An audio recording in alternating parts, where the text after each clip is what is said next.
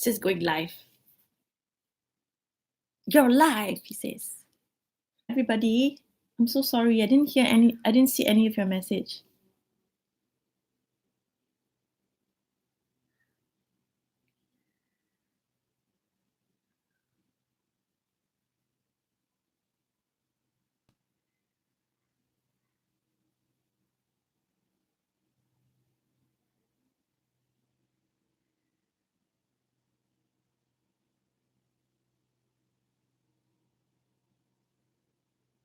Okay, everybody. Yay! Okay.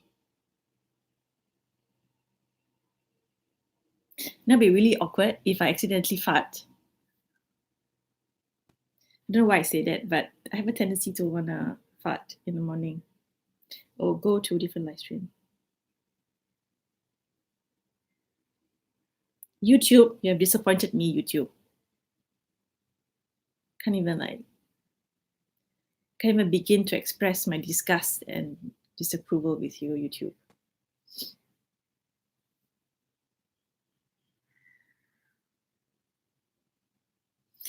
Right. Right. What was I saying just now? Before I was rudely interrupted by YouTube. Angatir. Oh, what are the examples of revenge in common everyday life? Hmm?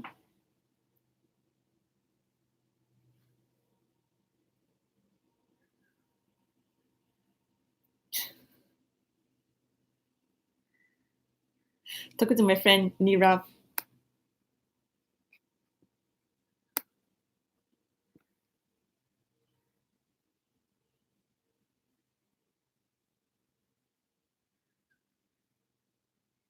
Okay. Revenge nude. This is a very good example. Clever. What else? Hi. So embarrassing. Couldn't even see any of your comments, and I wanted it to be a discussion. So I was just asking people about examples of revenge in common everyday life, and he says revenge nudes. Very good. For me, it's disrespecting property.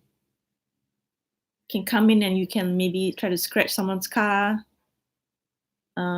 breaking up families or relations. Like if you see someone happy with a boyfriend or girlfriend, and then you go like try to point out something bad about them, or try to spread false rumor, or try to discuss about somebody's past. I think that's a very, very common way of attacking people, is when you discuss someone's past. Because I'm not the kind of person who would think that because you were like that in the past, so in the future you're going to be worst. Or the same, because people do change, I think. Well, some people stay the same, but a lot of people do change for the better, hopefully. Slut shaming. In some societies, slut shaming is still a thing because apparently women cannot have sex and men have sex with each other, apparently. Workplace retaliation for complaints. Exactly. Oops.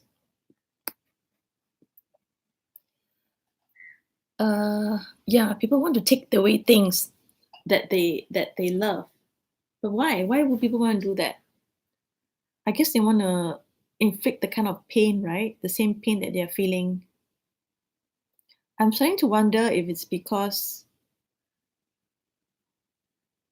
a person wants the other to feel the pain in the hopes that they will understand, just for the simple purpose of understanding pain.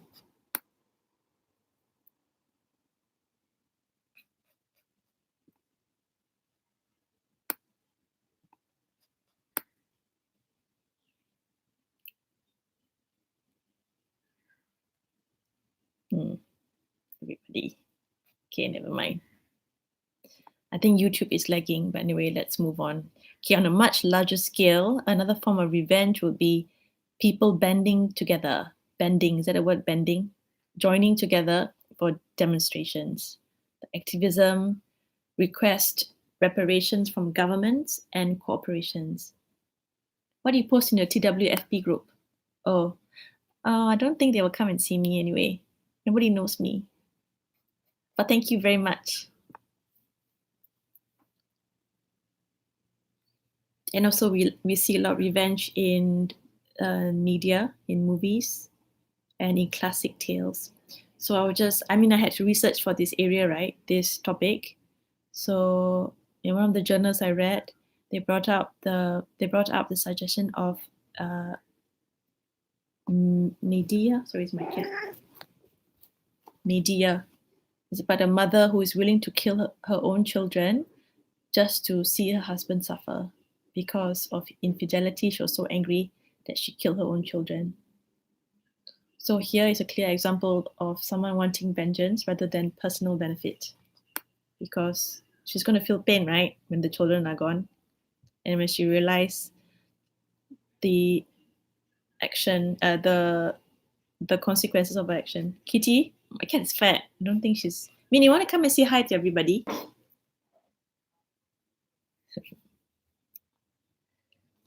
Okay.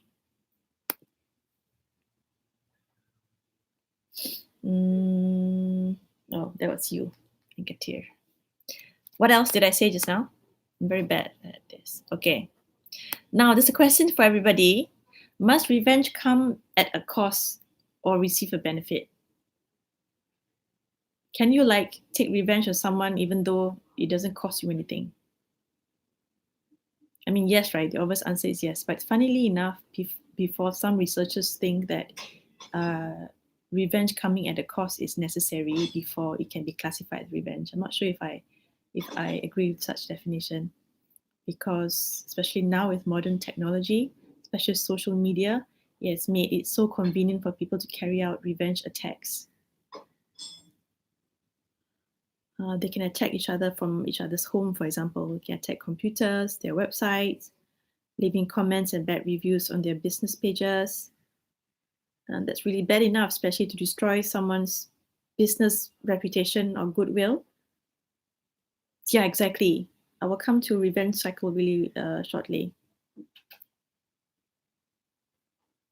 No problem, Rowan. Yeah, this is anyway like a trial live stream. This is my first serious live stream because I never really had a serious one. The others I was just talking rubbish. Okay, maybe now you could say that you would think that I'm talking rubbish, but I'm trying my best not to talk rubbish. Okay. Okay, next question. Is revenge an inference? Hi, Dion. Is revenge an inference? That means, is it subjective? Because if it is, right, people can disagree on whether the same action is revenge or not. Right? Is there an objective standard for determining if an act is motivated by revenge or not? Because this is really important, right? Because people are more willing to forgive if they view an attack as motivated by revenge versus an attack that comes in unprovoked. Like, for example, it's a crazy person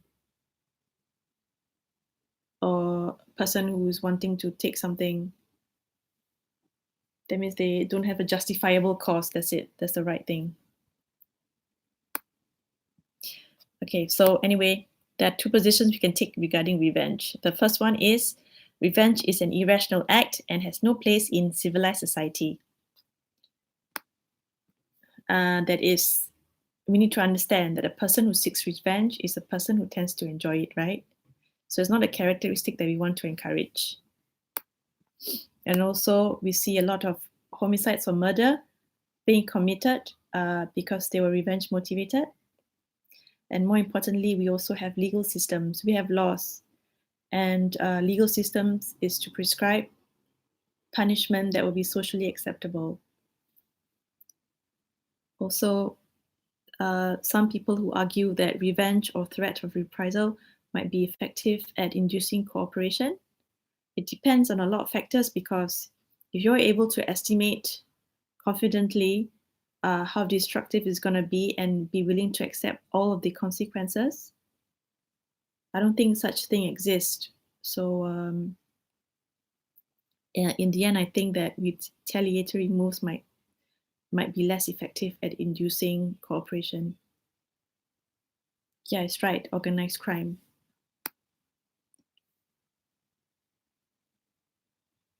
Yes, but we will come to that very shortly. For now, I'm just going to go through this very short list of why revenge is really a bad thing in the end. Also, the most important point is also collateral damage, because a lot of people who are caught in the crossfires are also helpless children, for example.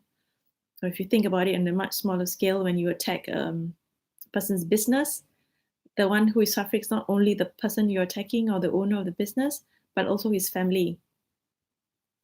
So if you think about having a domino effect, it's impossible to estimate confidently and fully how much destruction you can cause to someone. Yeah. Also, I think a study was done, and some people were asked to evaluate uh, the act, and people found that the revenge was excessive. They tend to think that whatever act that has been done to them is excessive, and as a result, deserving of counter revenge, so they act again. And then it goes on and on cycle. Yeah, and also the possibility of revenge inhibits the use of monetary and physical penalties, because what it means is that people can get away with doing things without punishment.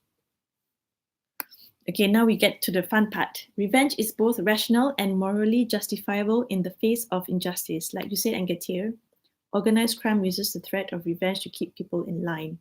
So this is the case where in societies where they don't rely on legal system, maybe the legal system is not fully developed, like in some parts of Somalia, for example, or in areas where they still use tribal rules.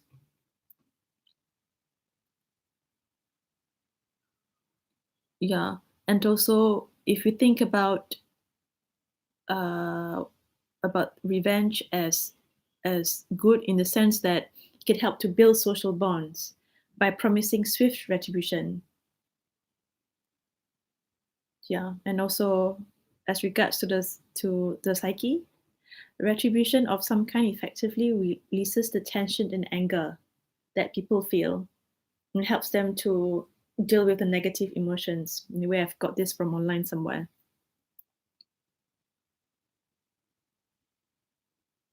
Yeah.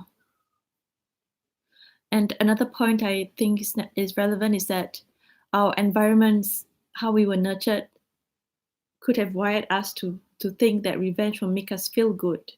So we perceive that there's some kind of advantage in taking revenge.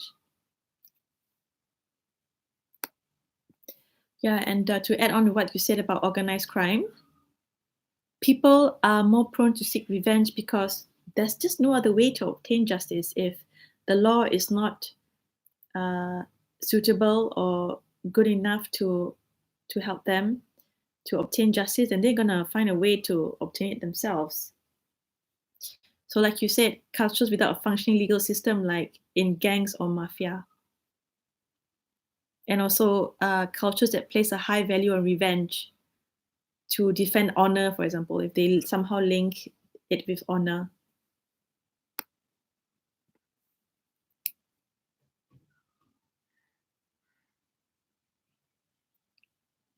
Yeah, what else can I say about this though? Okay.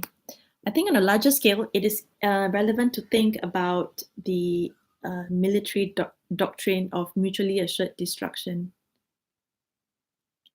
This they are less likely to act because for fear of reprisal, for fear of a reaction, and it could be catastrophic.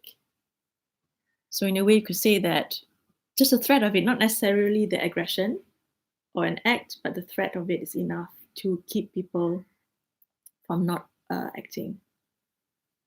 So in a way, you could argue that it fosters cooperation. Okay. Okay, so on a much more personal level, we have victims reducing stress, people trying to restore equity or balance after suffering for a while, even though revenge does not undo the harm. Okay. Most importantly, there seems to be a balance of power, because to restore balance of power, like when somebody has done something terrible to another person, the person would perceive it uh, as having lost power. So even if it's real or imaginary, I think it will be imaginary power. So they think that by reacting, they show that they are not powerless. Oh, hi, 123. Yeah, for other people, it's restoration of self-esteem also. Okay. Now, what sort of people will want to do this?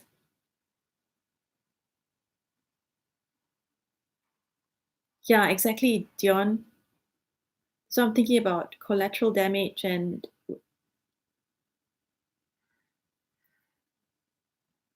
airliner accidentally shot down while in a mentality of revenge against attacks on one of its own.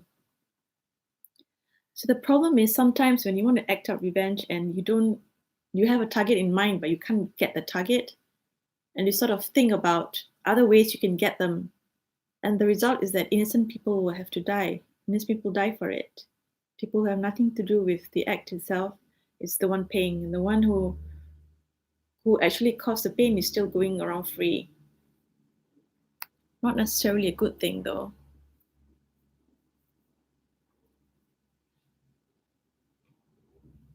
Yeah, for me too, I'll try to avoid revenge because I think another important point that I read is that when you're so bent of seeking revenge, you have all this pent up anger in you. And the more you keep thinking about it, the more the anger is fueled. It's like adding fuel to fire. And it's going to make you very miserable. I think that when you're so angry all the time, it's going to be really hard for you to enjoy the things that you already have, things that are in front of you. And of course, there are other psychological damage that, being angry for a long time, especially when you're angry with a person against whom you feel powerless.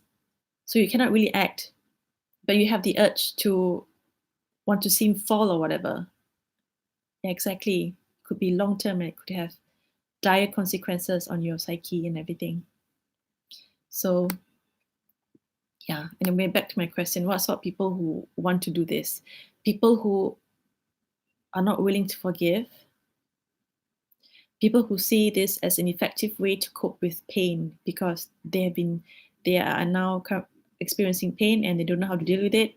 So the only way to deal with it is to be fixated on responding, fixated on causing pain to the other person. People who believe in the catharsis of revenge, they feel like once they have taken revenge, they will feel much better. And of course, in some cultures, it's defend honor.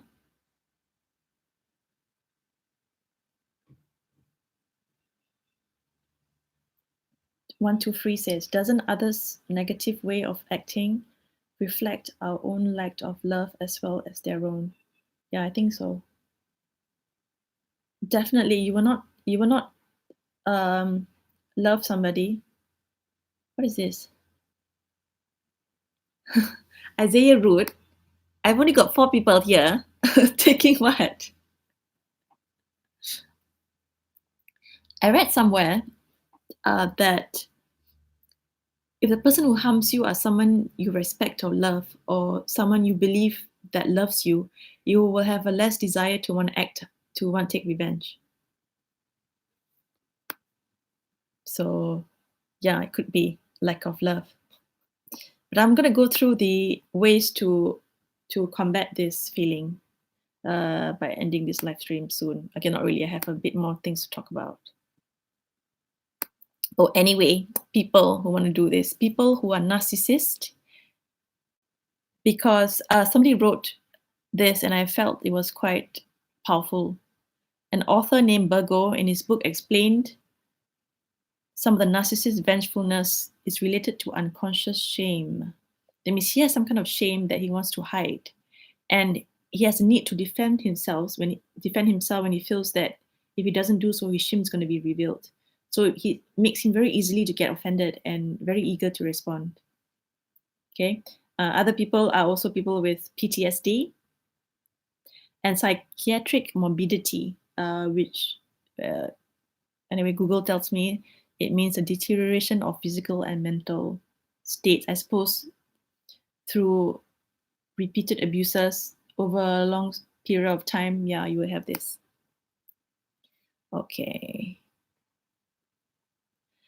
Okay, now let's go to remedies. What can we do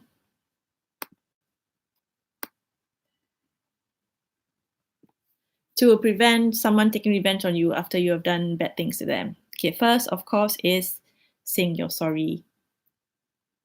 People, and the studies has proved that people who have apologized for their acts, victims will feel less compelled to want to enact revenge on them. So, guys, be very generous when it comes to apologizing. Marijuana, yeah. You need to prove respect and care, that you care about the other person. That's going to take a while because just talking about it's not going to be really going to be sufficient. You have to act. You have to do things to prove that you really respect and care that your victim care about your victim. So one way you can do it also provide some form of compensation. Yeah.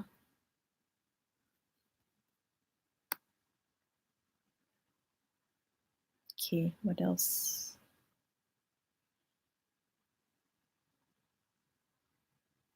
Yeah, I would like to do a closing word right now. I think it's important for people to recognize that revenge is really not commonly practiced as we think, because of such things that is called the availability bias.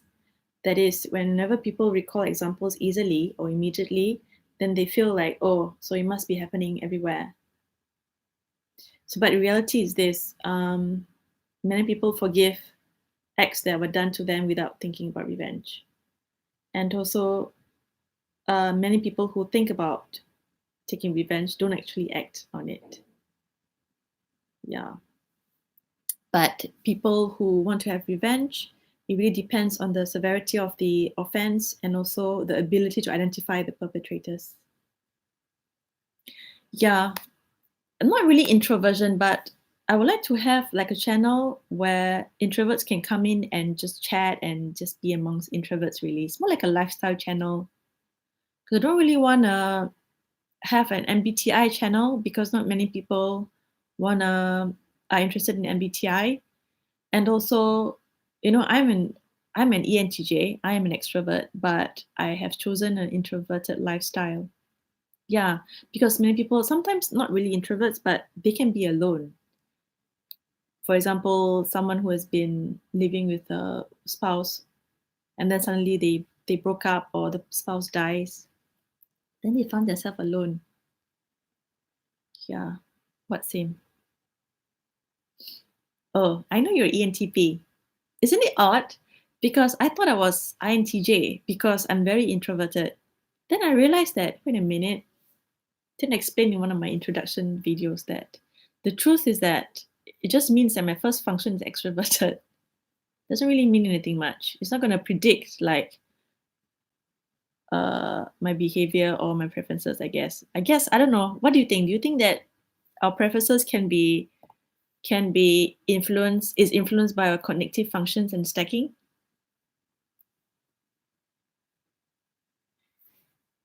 Like for example, I'm T first, right? Or you're NE first. Does it mean that you're gonna want to go out and hang out with people all the time and be like an extrovert or whatever, and have the features, have the characteristics of an extrovert, like wanting to go out and party, wanting to? I don't think it's relevant.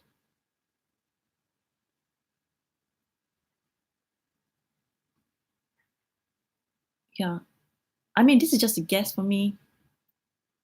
Yeah, exactly. We're not very social. And the truth is that when I'm out with people, I'm less likely to talk. Yeah. I do go out, but I don't necessarily go out with someone. Like I have gone places alone.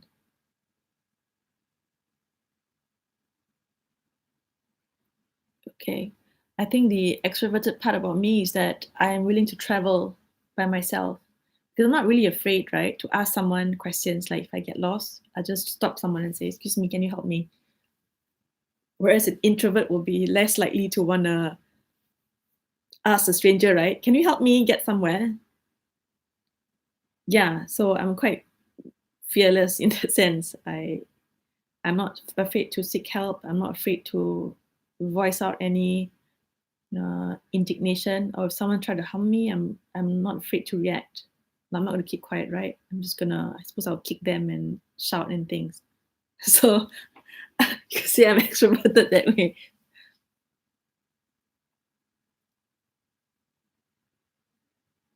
Yeah.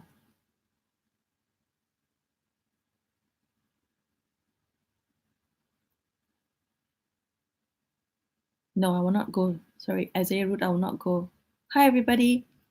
I will not go to a Welsh rooms party. I'm not gonna go to any party. I've given up on parties. Anyone who invites me to party will get blocked and banned. No, I'm not kidding.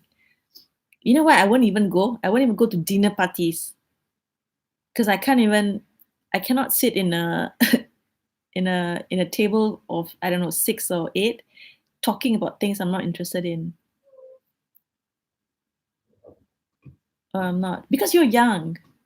I've already, as I wrote, you're young, so you still have the urge to go parties. I guess when I was 18 or 19, I would do that. I would go to parties because I feel like uh just feel bored right now. I want a change of scenery. But the fact of the matter is I always think, so I'm never like sitting around doing nothing.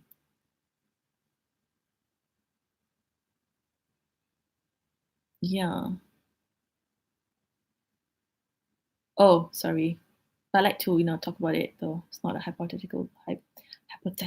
Sometimes I can't pronounce words. I speak like an idiot. Yeah, I would go to a restaurant by myself too. Like in Singapore, it's don't really, what we do in Singapore, we love to eat and we love to go shopping. But I love to go to museums, as I said in the last live stream, because it's quite quiet.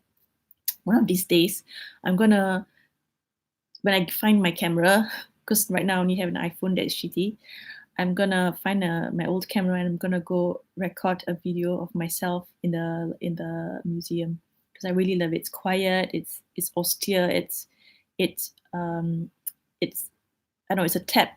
It's a tap into my brain. Um, what is that word now? Where you feel more creative.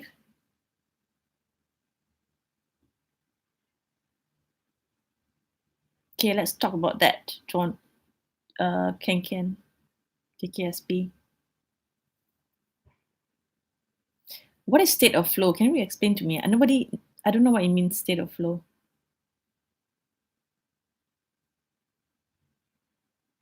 Yeah, by the way, I love to eat, right? So Singapore has awesome places to eat, and I don't really want to hang out with people. I just want to eat. So I'll just go there by myself, table for one, and eat by myself. And some people go like, "Oh, look at this girl. No one's having lunch with her." But I don't care. I rather, eat by myself, enjoy the food, than to have to endure stupid questioning, like I'm being put on the, on the witness stand. Oh, I cannot drive. I wish I could drive though. If I could drive, I would be everywhere.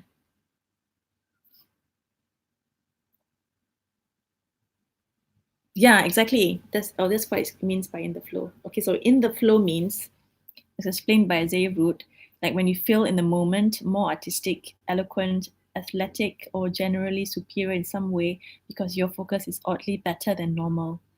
I think it's like, sometimes I feel like parts of my brain is being activated, like it's been sleeping. And then when I try to do creative activities like write a poetry or whatever, I'm forcing a certain part of my brain that I don't normally use. So that's why it takes a while for the engine to run. Like you turn on the ignition and then you wait for a while to run. So at first you write nonsense or stupid things. Then as you keep doing it more and more, you get better and you write more interesting things. Just noticed my nails is very ugly. Yeah, music helps. For some people, it'd be painting, but for me, I love to write poetry. I'm very bad at it, because NE isn't very great. So I will struggle to always find synonyms, but it forces me to think. So I really like it. I like to be forced to do things. I don't take thing. I don't take any. Yeah. The problem with me is that when I wake up, I am still sleeping for like half an hour or something. So I'll just go around like a zombie and nothing registers. So if you were to ask me questions like, what did you do this morning? It'll be very hard for me to tell you what I did for the first half an hour. Yeah. And I could say stupid things and then ask you again because I've forgotten that I already asked you. Peter Dentici experienced that. He's quite fed up of me asking him the same questions because yeah. Sorry, can you hear the plane? It's annoying. I don't know why they decide to fly over this place now. I mean, I love my country very much, but come National Day, they're going to have planes flying all the time.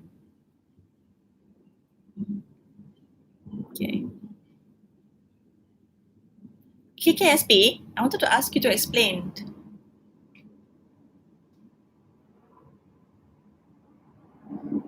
KKSP, I read in an article about in some that, not weed though, what's your thing called? Hash. Is it hash? In some culture, it is part of religion.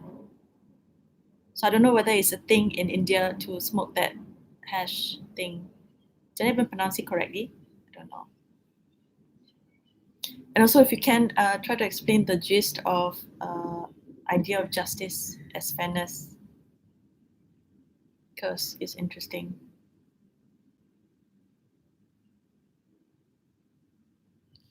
Yeah, I used to run though. I'm gonna have to force myself to run. I cannot run in daytime because it's too hot here.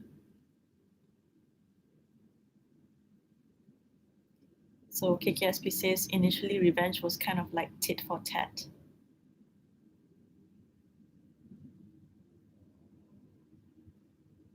Okay.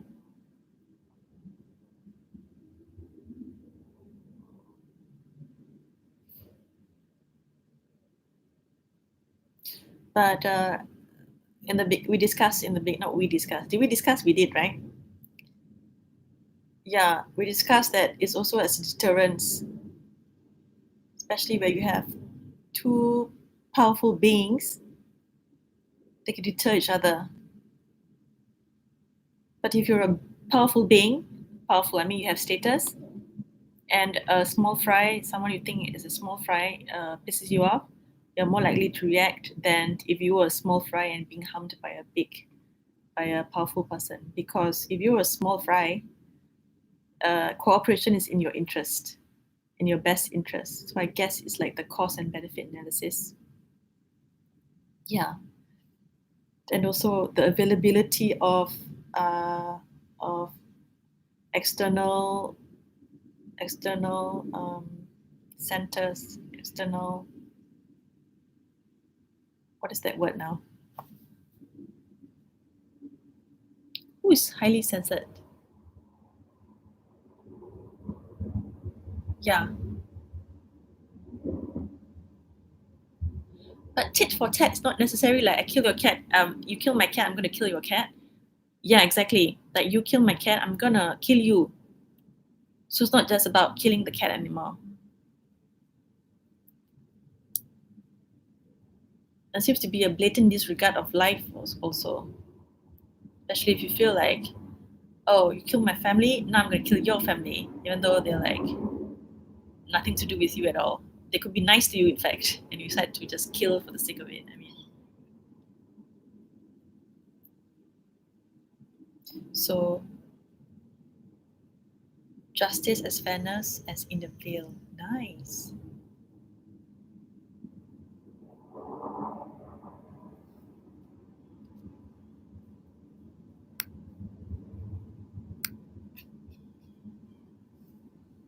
Live by the sword, die by the sword. Exactly.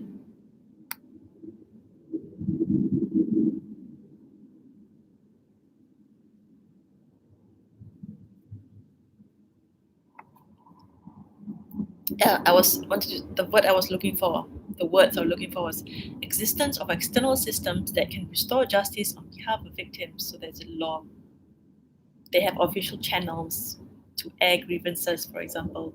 Oh, for example, in the US and countries like Finland, victims can are allowed to submit impact statements. So they just say like, "Oh, what happened to me, and how it made me feel, and the the extent of my suffering," and then they can also offer input on the person's sentencing.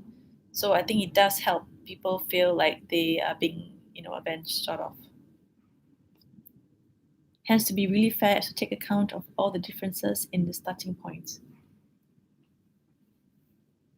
What different points? Are you saying that we need to take account to the consequences of our action? Consequences. What I keep saying, consequences. And Getir says, we are going through a transitional phase. It depends where you are, though. I think people here are becoming friendlier, and I think part of that is because my attitude towards life has changed. I think it's because of the fact that revenge can be taken so easily now, like I said, with modern technology. Like if you piss people off, they're gonna write a very bad review. Like some platforms like TripAdvisor. You know how some businesses can be rude, some waiters can be rude to people, like, get out, I don't like you because you're Asian or whatever. But now they can't do that anymore because people can write. They have a way to air their grievances. And the fact of the matter is that people like to go and read reviews. And then if they see that this establishment has been reviewed very poorly, that will prevent them from visiting the place. So platforms such as TripAdvisor, they have power. They are like a sort of a channel for people they provide like a channel for people to air grievances and to see justice being done. Yeah.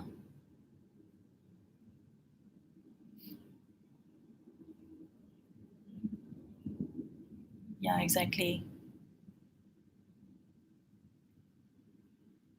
Schadenfreude is the word, right?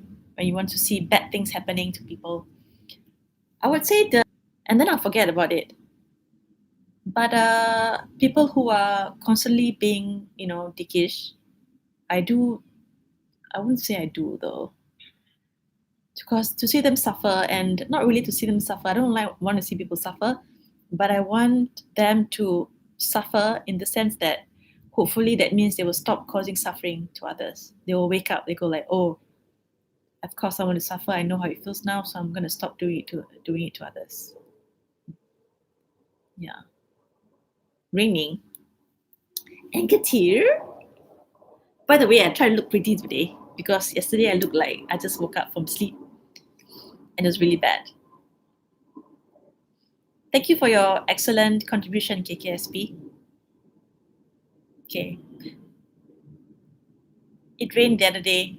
I don't know if I told you, my nephew came, he was 5 years old, and he was afraid to be by himself. So what he did was take water, and then he decided to splash it all over my mom's carpet.